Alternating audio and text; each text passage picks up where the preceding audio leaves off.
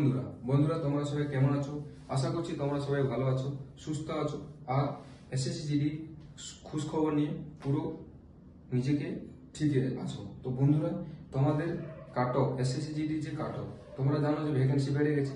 তো cut off কি down কতখানি যাবে যদি তুমি ওয়েস্ট বেঙ্গলের ছেলে হয়ে থাকো বা তুমি যদি এসএসসি জিডি এবারে ক্যান্ডিডেট হয়ে থাকো, তাহলে এই ভিডিওটা সম্পূর্ণ তোমাদের জন্য। তো ভিডিওটা লাস্ট পর্যন্ত দেখো। যদি তুমি আমার চ্যানেলে নতুন হয়ে থাকো, চ্যানেলটাকে সাবস্ক্রাইব করো। ভিডিও যদি তোমাকে পছন্দ তাহলে ভিডিওটাকে লাইক করো আর তোমাদের বন্ধুদের কাছে ভিডিওটাকে শেয়ার করো।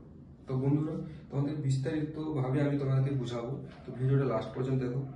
দেখো প্রথমে ছিল 26,146 ভ্যাকেন্সি ছিল, সেটা বেড়ে কত হয়েছে 46,617।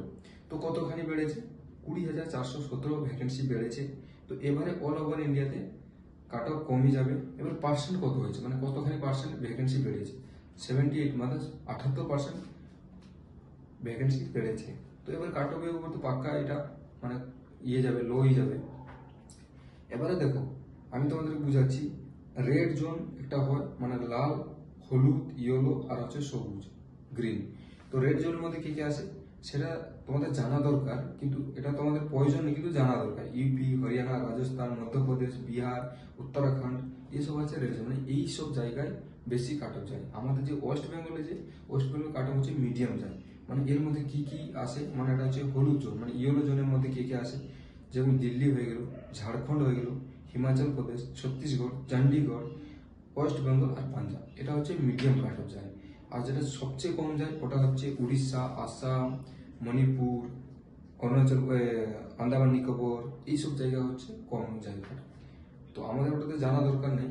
তবেও আমি বলছি যে আমাদের হলুদ জোনের মধ্যে কতখানি কাটা ওয়েস্ট বেঙ্গল যেত, যেটা 26,146 যেটা ভ্যাকেন্সি ছিল, ওখানে আমি বলেছিলাম যে 114 থেকে 90 পর্যন্ত তোমাদের মানে লো কাট অফ হবে 90।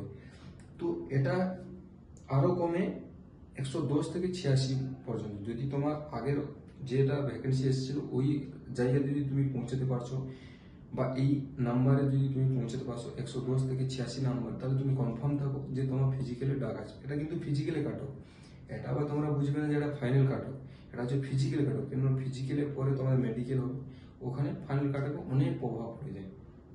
যদি তোমার 110 থেকে 86 নাম্বারের মধ্যে আছে, তাহলে তুমি 100% ফিজিক্যাল শুরু করে দাও। কেননা তোমাদের জুলাইতে ফিজিক্যাল হবে। এবারে তোমরা বলবে যে এখনো আমাদের নুডল ফোর্স হয়নি, তো কে আমাদের ফিজিক্যাল করাবে?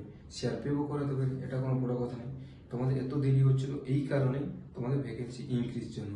এবারে তোমাদের দেরি হবে না, সোমবার থেকে মঙ্গলবারের মধ্যে তোমাদের রেজাল্টও আউট হয়ে যাবে আর তোমাদের ফিজিক্যালের ডেটও এসে যাবে। তো সেই জন্য তোমাদেরকে বারবার বলছি ফিজিক্যাল ভালোভাবে স্টাডি করো। কেন 5 কিলোমিটার যে রানিং 24 মিনিটে তোমরা যদি প্র্যাকটিস না করো, তাহলে তোমরা কিন্তু ফেল হয়ে যাবে। যদি তোমার যে স্বপ্নটা আছে 2024-এ যে তোমাকে ভর্তি লাগানোর জন্য, ওই ভর্তিতে তুমি যদি করতে পারবে না।